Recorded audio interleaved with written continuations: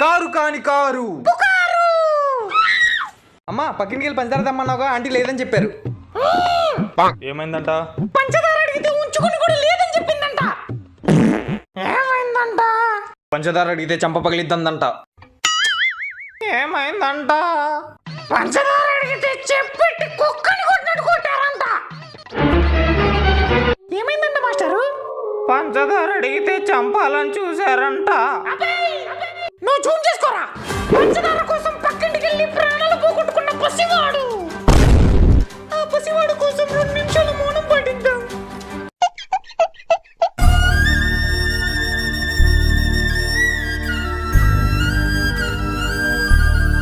అమ్మా మీరెందుకు మౌనం పాటిస్తున్నారు? నేను ఇంకా బతికే ఉన్నా. టీవీలో చూపించాక కూడా ఇంకేం బతుకుంటావురా. అయ్యో. ఈ వీడియో నచ్చితే ప్లీజ్ సబ్స్క్రైబ్.